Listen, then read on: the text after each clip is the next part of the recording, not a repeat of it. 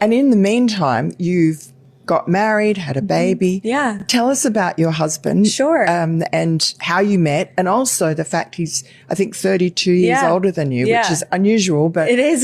But you're a very mature person, so probably could you not find boys your own age who are as mature? Honestly, no. If you want to know the truth, but. No, he is amazing. And we met during my congressional campaign. A friend of mine who owns a restaurant is also a mutual friend of my husband's. And he invited my husband to my event at his restaurant, and we met, and we were acquainted as friends for quite some time. But then, of course, we fell in love. And here we are today. We're married with a beautiful baby. And he is just an amazing guy. He's very introverted, unlike me. Oh, really? Yes. He stays behind the scenes. He's not on social media. He's very private. He's a self-made man. Which I respect. And he's a self-made man. Yeah. He has like you, really. Successful real estate business back home. And, you know, he's built his career. And so he's in a place where he can support me in mine. And so he's an incredibly hands-on father. He and my son are just the best of friends. And now the headlines. Karoline Leavitt is talking about her age gap relationship again. This is from thecurt.com. I've never heard about that news publication, people.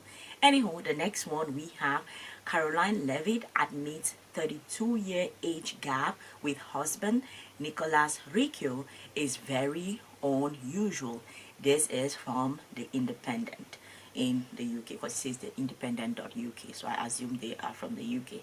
And then the last one, this is from People magazine, and it says Karoline Leavitt admits her family had a hard time accepting 32-year age gap with her husband Nicholas Riccio. I don't know if it's Riccio or it's Riccio. I am not sure.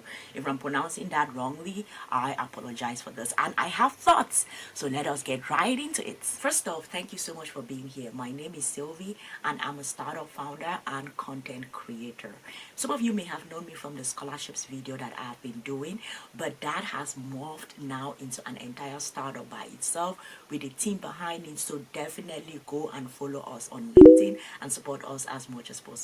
On this channel, I am taking you behind the scenes of startup life, how we are building the startup, navigating life as a first-time founder, and also commentaries on recent events. So if you're new here, welcome. Please do well to subscribe, like this video, and as we go along, share your thoughts in the comment section, because I really want to hear from you.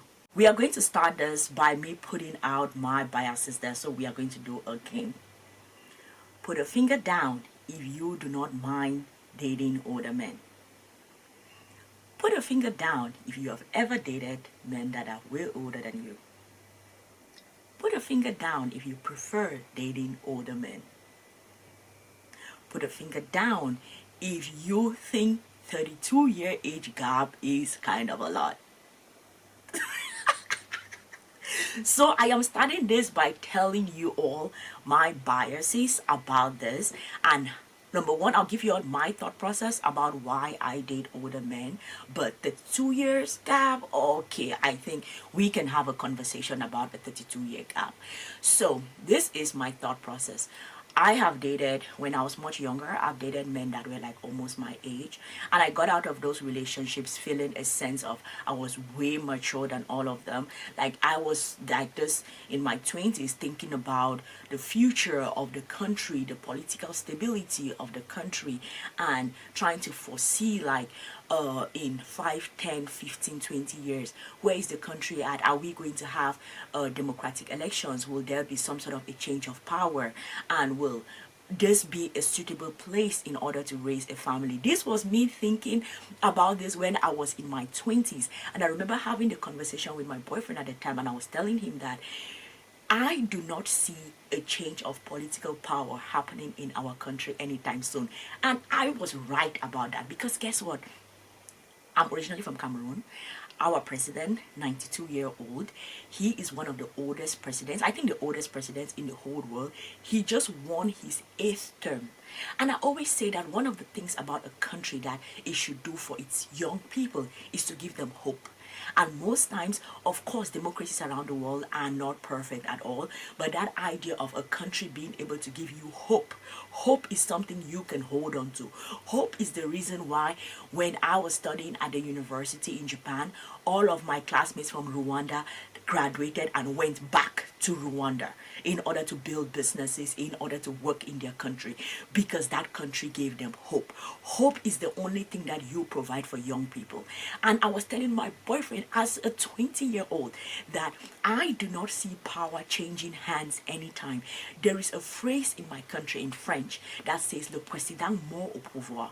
What that means is that this particular guy that has been president all of our lives, he is going to die in power. They started throwing that phrase around when I was in my teenage years. You grew up hearing le président mort au pouvoir, and this is him at 92, still there in the presidency seat, and just won a new election. So I'm thinking about it, and in hindsight, I'm like, I was right.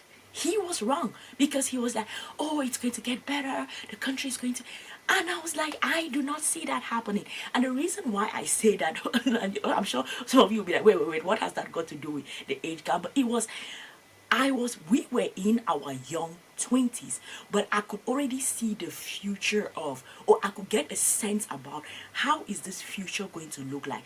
And also we reference, I was telling him at that time also that health is very important to me. I do not see this health system structured in a way where, because with health, right, it is not a matter of if you get sick, it's a matter of when you get sick. Everybody is going to need some kind of health insurance at some point. So you cannot live in a society where there, in terms of the health systems, you do not see a lot of help provided to the people, and then you think that this is some of a long-term thing, like you want to plan your life. How do you plan a life getting older in a society where there is no health support? So I was telling him all of these things and having these deep conversations about the future of the country and the future of raising kids, and he was looking at me crazy. So I say all of this to say that this is one of the reasons why I prefer dating older men, because what I got out of that relationship was that I felt like the way I was thinking versus the men of my age, it was like they could not have long-term thoughts on, they could not see the future on. So I went back to emotional maturity, or like some kind of maturity or intelligence, mental maturity or whatever. So I've always felt like I am way mature than men my age, and because of that I started dating men that were like way older than me, and that is how I have gone through my life. I am more comfortable dating men that are older than me. And of course I have dated some very, very childish older men, and you're dating, you're like, this is crazy. I thought you were way older, so you'll be smarter than me, and you'll be able to sort of tell me things that I do not know. You're able to teach me new things, and you're like, oh my god, this is terrible. This is so bad. So anywho, I say all of that to come back to this Karoline Leavitt story and the age gap between her and her husband. 32 years age gap.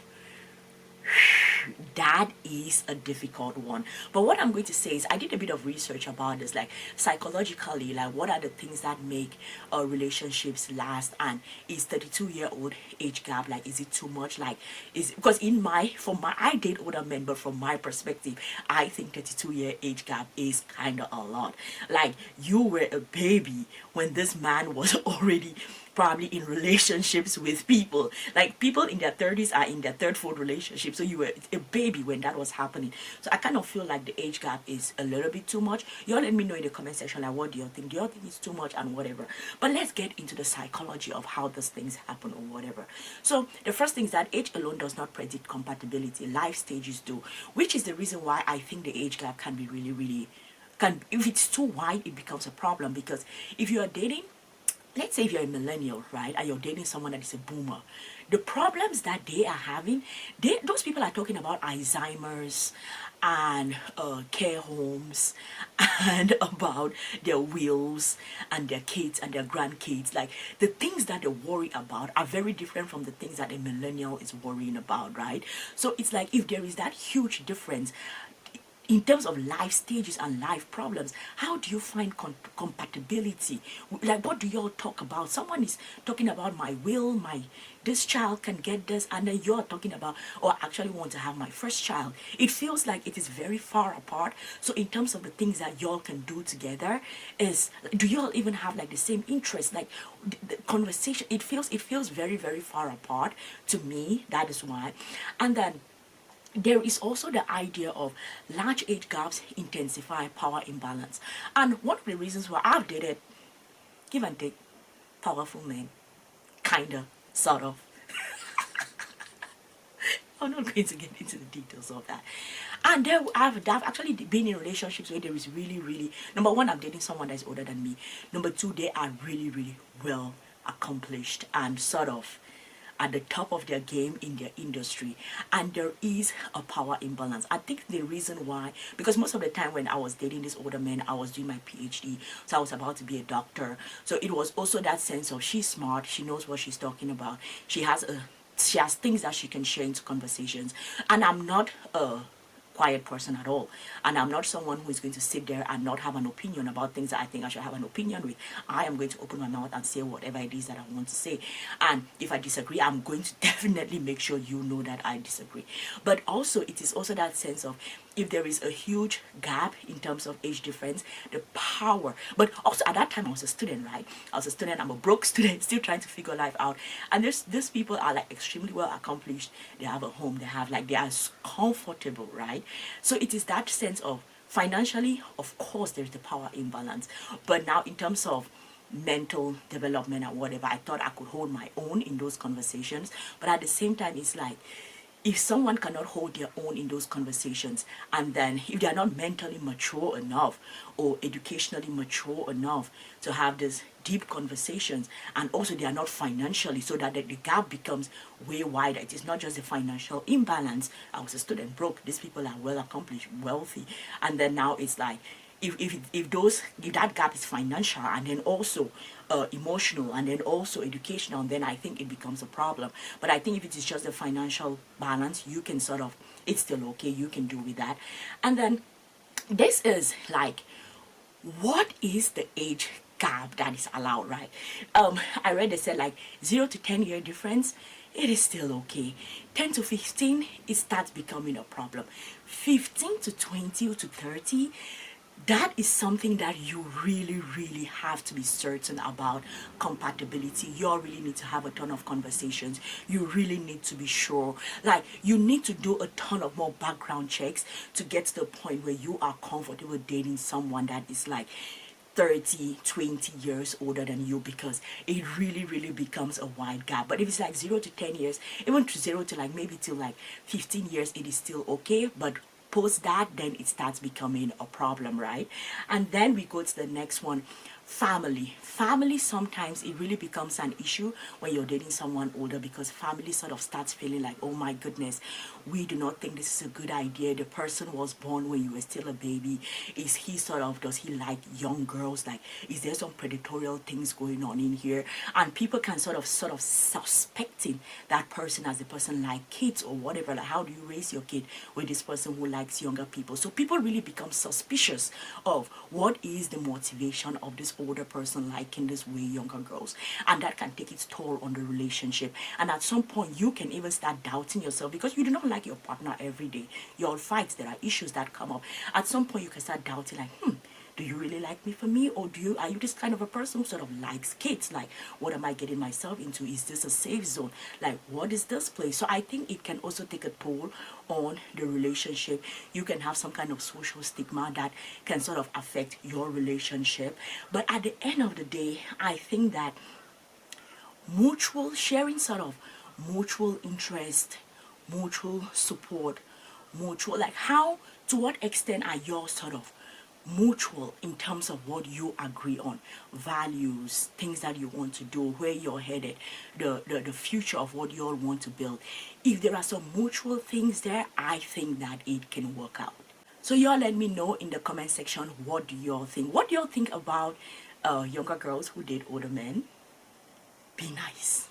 What do you all think about 0 to 10 years, let's say, gap? Is that too much? 0 to maybe 10 to 20 years gap, is that different?